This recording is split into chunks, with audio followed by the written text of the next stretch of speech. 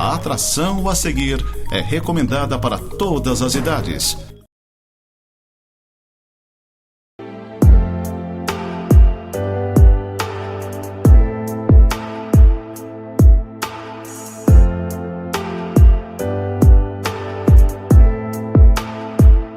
Oi, gente querida, graça e paz a todos. Queria trabalhar com vocês nesse momento um texto no primeiro livro de Samuel, capítulo 3, do verso 1 até o verso 14.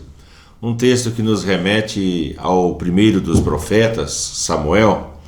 Algumas pessoas chegam para mim e falam assim: pastor, eu nunca sei quando é que Deus está falando comigo. Deus ainda fala com a gente?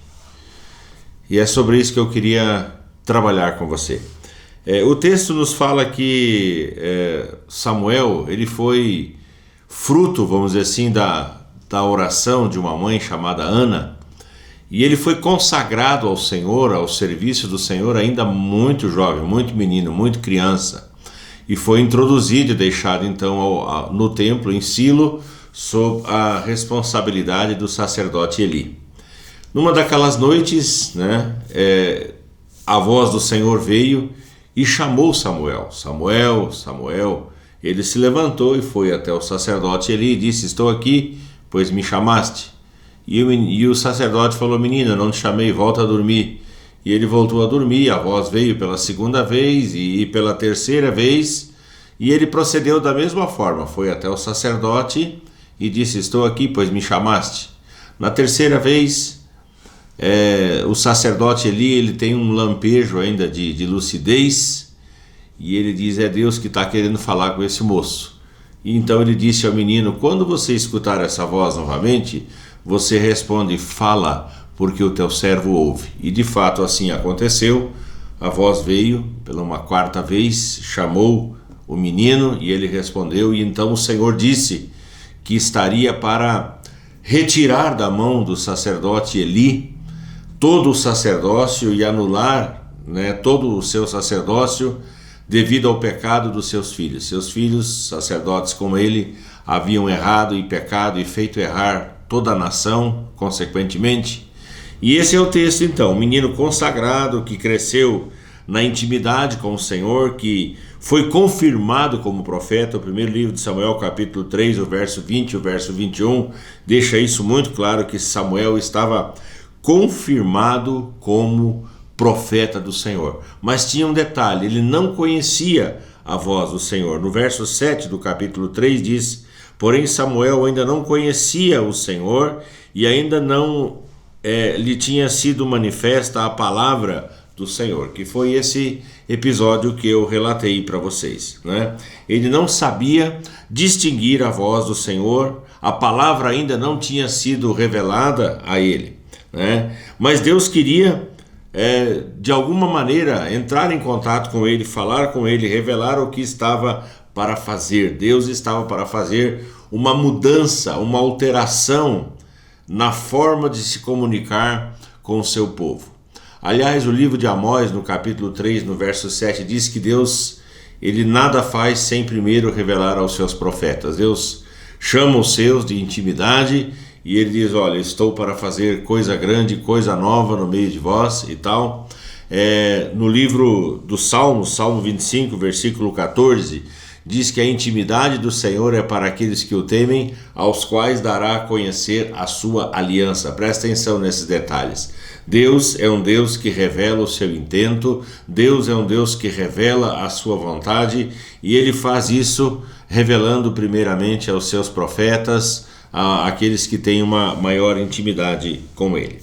Eli, como um profeta já idoso e rejeitado pelo Senhor, descartado, não tinha mais a prerrogativa de ouvir a voz do Senhor e de receber a palavra do Senhor. Então ele se dirige, o Senhor se dirige a Samuel, seu novo profeta. Então,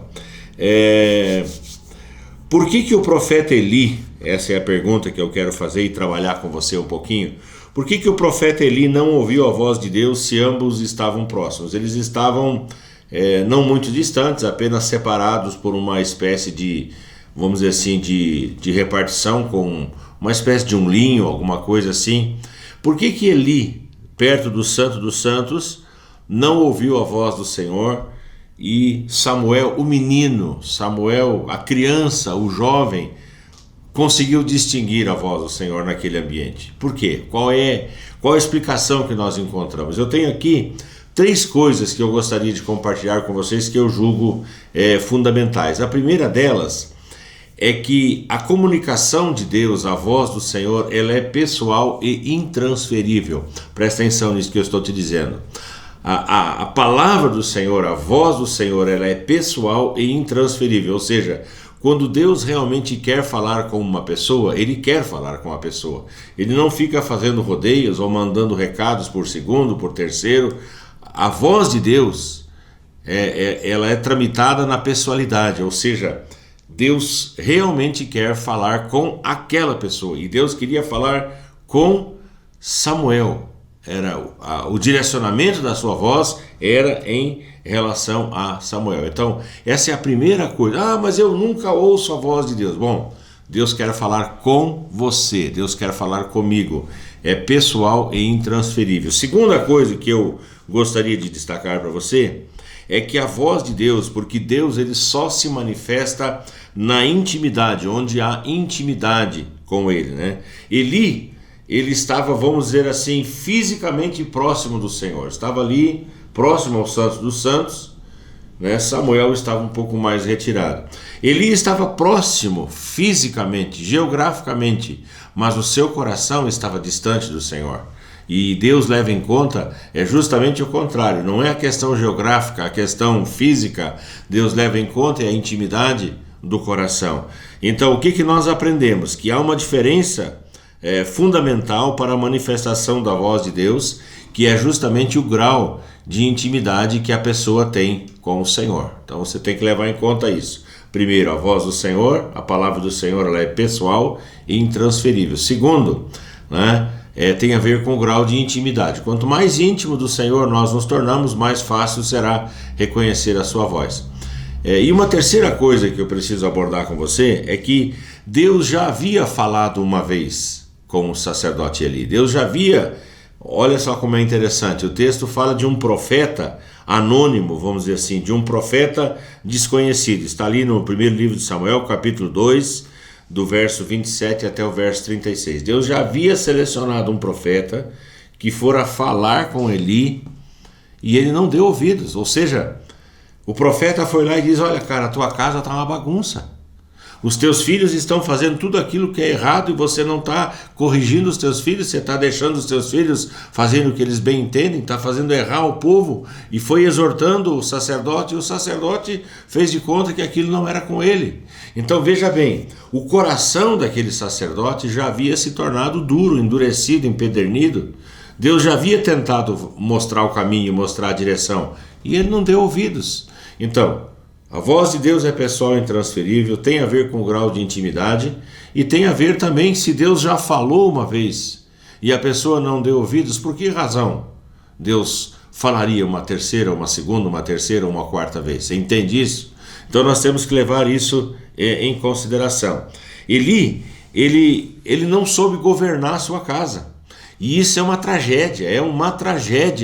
Quando um chefe de família, quando alguém da sua casa não sabe governar os seus filhos, não sabe governar a sua casa. É uma tragédia, né? Os filhos estão entregues à própria sorte. Esse era o problema do sacerdote Eli. Talvez fosse um excelente profissional, talvez fosse uma pessoa que desenvolvesse o seu trabalho com maestria, com conhecimento, com sabedoria, enfim, ingredientes que nós poderíamos acrescentar aqui. Talvez, mas dentro de casa era uma catástrofe, era uma lástima.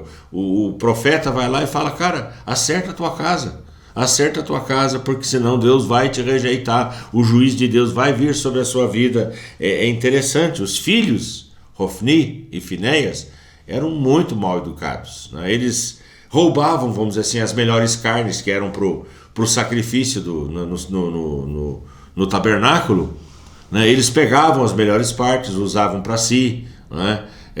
Chegavam bêbados para fazer o ofertório, o sacrifício, o incenso, faziam na hora errada, faziam aquilo que não lhes era devido, enfim, uma série de irregularidades aqui. E o sacerdote, ele deitava na sua cadeira de balanço, encostava a cabeça num pilar e ele ficava ali simplesmente deixando o tempo passar. Eu entendo que ele teve tempo para mudar a situação, mas não teve coragem para enfrentar. Uau! O sacerdote, melhor, o profeta vai lá e fala com ele, você põe ordem na tua casa. Ele teve tempo de arrumar as coisas, ele não quis fazer. E ele deixou as coisas simplesmente andar. Talvez você esteja pensando aí, tá, mas ele era pai. Sim, o que tem isso a ver? Não, pastor, é que pai, meu Deus, se mexer com o filho, mãe, se mexer com o filho, se falar mal do filho, vira onça, vira bicho, não é? Meu irmão, minha irmã, o que nós vemos muitas vezes dentro de casa é uma coisa complicada. Os filhos estão no pecado e os pais estão fazendo de conta que não estão vendo. Os filhos estão andando com gente errada, com gente perigosa, né? E os pais fazem de conta que está tudo certo, que está tudo bem. Eis que sobrevirá repentina destruição. Isso é uma coisa complicada. Pais que pelo excesso de amor, sim, excesso de amor, não corrigem os seus filhos. Eu sei que falar em correção nos nossos dias é uma coisa muito complicada. Aliás, está bem complicado para a gente viver a fé. Você não pode falar absolutamente nada, você está passível de ser processado, você é taxado de homofóbico, você é taxado de intransigente, você é taxado disso e mais daquilo. E o que nós fazemos tão somente é defender alguns princípios e preceitos que a Bíblia ensina. Por exemplo, eu não estou dizendo que isso é certo, tá, e que você deva fazer, mas os meus pais me corrigiram quando eu era menino. Me corrigiram e muitas vezes me surraram.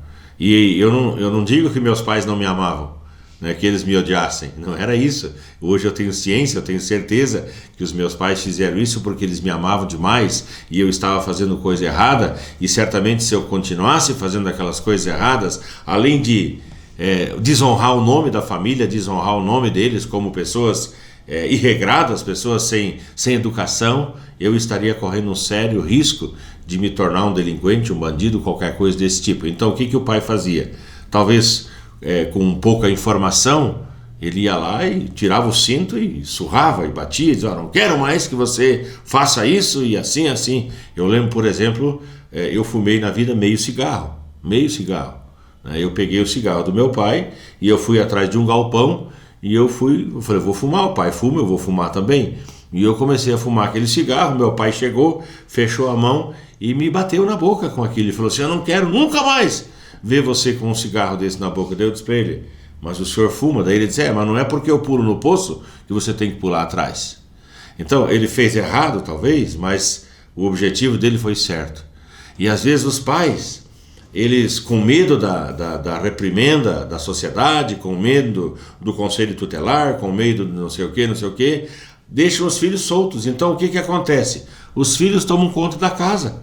Os pais se tornam refém dos filhos. Os filhos sapateiam, pulam dentro do supermercado porque querem aquele doce, porque querem aquilo, e os pais, para não gerar escândalo, vão lá e fazem a vontade do filho. Né? Falei esses dias aqui, o pai às vezes se esborracha para comprar um celular de 15 mil reais para o filho, né? E não tem um de 1.000 para ele. Mas o filho, né, diante da sociedade, quer aparentar aquela marca, enfim... e o pai vai lá e faz, e deixa tudo passar, e o filho faz coisa errada, o pai vai lá e passa a mão na cabeça. Entende o que eu estou falando? Não estou pregando um legalismo aqui, eu não estou pregando violência também, que você tem que ser violento dentro de casa, mas o que você precisa é ter controle dentro da sua casa, né? Eu não lembro quando foi a última vez que eu dei uma varada, uma cintada num filho meu, não lembro mesmo. Mas eu só dou uma olhada quando a coisa está errada e eles já sabem qual é o procedimento a ser adotado. Nós temos que ter controle dentro de casa, controle na família. O excesso de amor, né, às vezes faz com que os pais abram mão da sua tarefa de disciplinar e de educar.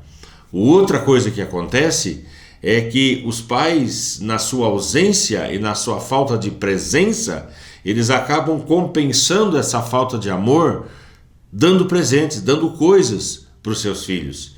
E eu acho uma coisa muito bonita, por exemplo, dar um presente, receber um presente. Eu acho isso um gesto tremendo de carinho, de amor, de consideração. Mas o problema é a compensação. É nisso que nós temos que tomar cuidado, nessa compensação que muitas vezes há por um erro cometido, por uma falha de presença, de ausência, enfim. E Eli, o sacerdote, ele estava vivendo justamente isso. Em vez de disciplinar os filhos, ele não fez. E aí Deus faz o quê? Levanta um profeta desconhecido, o texto fala que ninguém sabe quem é esse profeta vai lá e exorta o sacerdote, fala, cara, vai acontecer uma tragédia na tua vida, o sacerdócio vai ser tirado de ti, dos teus filhos, e nós temos que lembrar que a linhagem sacerdotal, ela era vitalícia, ela era de herança de pai para filho, conforme o Senhor havia estabelecido. Então o profeta diz, cara, a tua casa vai cair, o negócio, você vai perder tudo que você tem. Ele não deu ouvidos. Então o que Deus faz? Deus vai encontrar alguém com um coração puro. Deus vai encontrar alguém com um coração diferente, com um coração que tinha intimidade. Eu gosto de ler o livro de Samuel porque nós percebemos essas características na vida daquele menino, né? E Deus então estaria começando, né, uma nova etapa, uma nova, meio perigoso que eu vou dizer, uma nova era, né, mas um novo período, vamos dizer assim, na vida do seu povo, né, instituindo a era do profetismo, né. Seria o primeiro profeta Samuel, e depois os outros profetas Elias, Eliseu, né, e assim Isaías, Jeremias, Ezequiel, Daniel, Oséias, Joel, Amós, Obadias, Jonas, Miqueias, Naum, Abacuque, Ageu, Zacarias, Malaquias, todos os profetas que nós conhecemos, até chegar no último dos profetas, que o Senhor Jesus disse que foi João Batista, o seu precursor, seu primo, não é? João Batista. Então, o primeiro profeta Samuel, o último profeta João Batista. E nesse meio tempo, tantos profetas, né? Alguns mais famosos, outros que não estão registrados,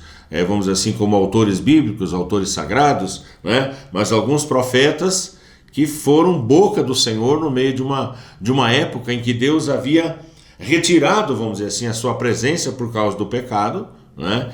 E a sua voz não era frequente. Se você olhar no capítulo 3 do primeiro livro de Samuel, diz que o jovem Samuel servia ao Senhor diante de Eli, ou perante Eli, e naqueles dias a palavra do Senhor era muito rara, as visões não eram frequentes. Então, não era usual que Deus se manifestasse. Como hoje é uma coisa muito complicada. Eu quero trabalhar isso aí com calma com você, e eu quero te mostrar as formas que Deus tem. Isso aqui são cenas para o nosso próximo programa.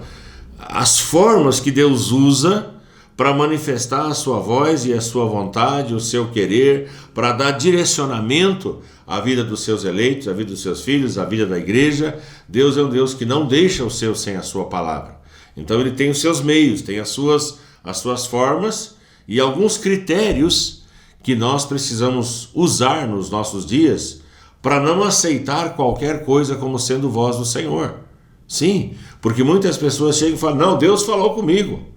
Bem, e quem sou eu para questionar que Deus tenha falado com aquela pessoa? Mas existem características à luz da Bíblia que nós podemos usar e aplicar para saber se de fato, né, Deus falou alguma coisa com aquela pessoa. Por exemplo, é impossível, adiantando já algumas coisas aqui, Deus falar com uma pessoa e aquela pessoa não mudar de atitude, ela não mudar de semblante, ela não mudar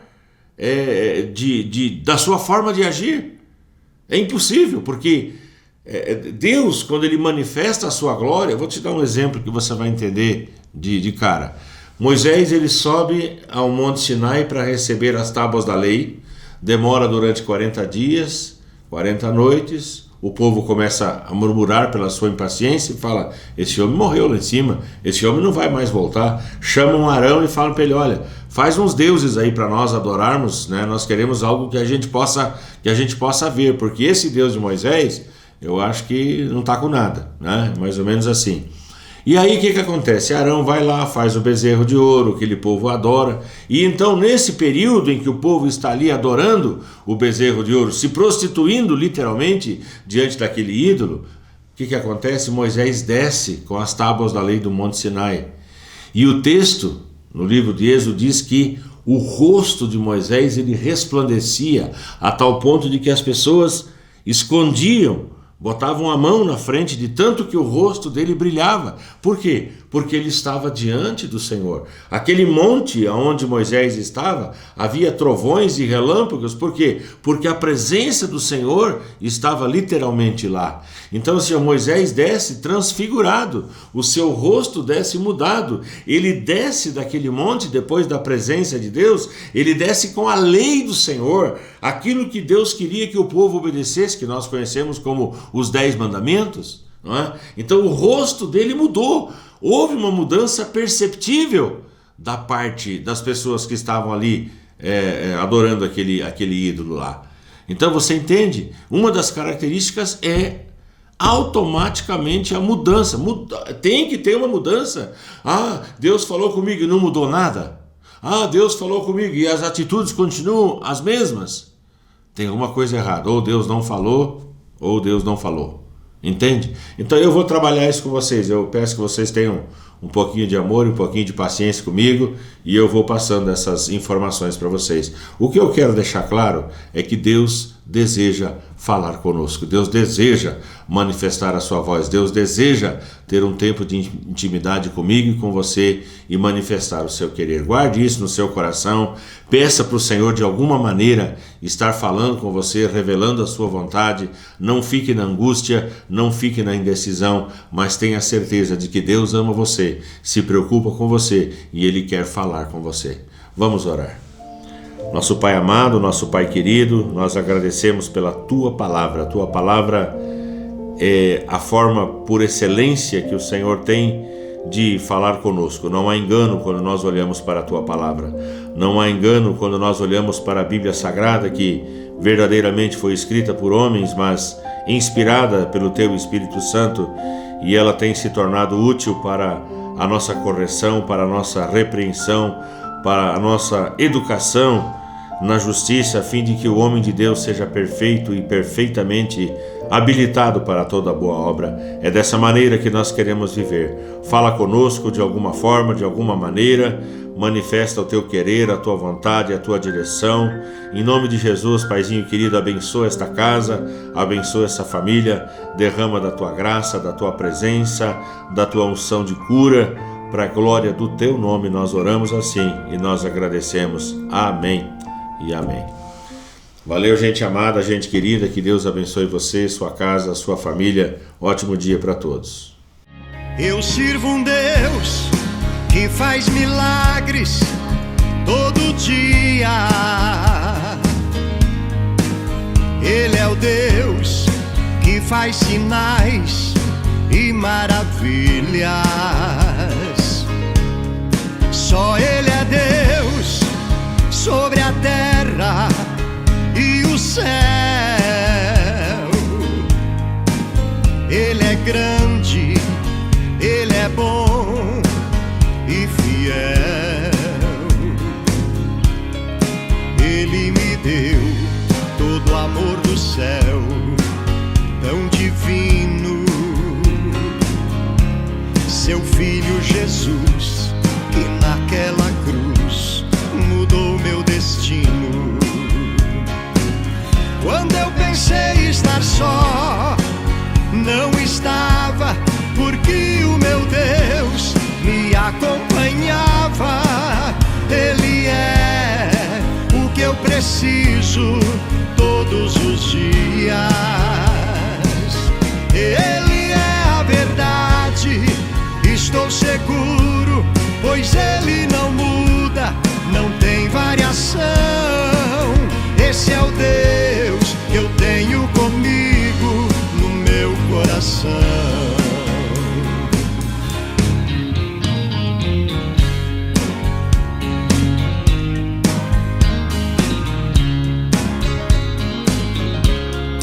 Eu sirvo um Deus que faz milagres todo dia.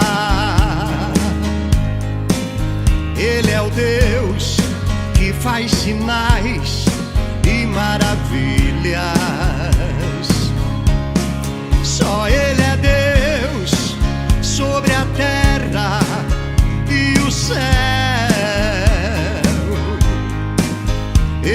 grande, Ele é bom e fiel.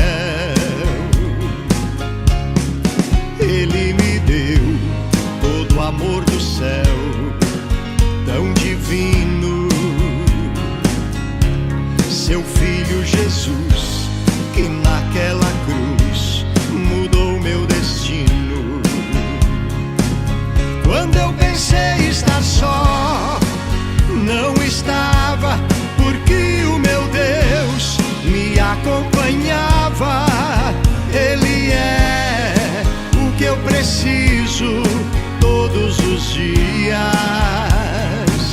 Ele é a verdade, estou seguro, pois Ele não muda, não tem variação. Esse é o Deus que eu tenho comigo no meu coração. Quando eu pensei estar só, não estava, porque o meu Deus me acompanhava. Ele é o que eu preciso todos os dias. Ele é a verdade, estou seguro, pois Ele não muda, não tem variação. Esse é o Deus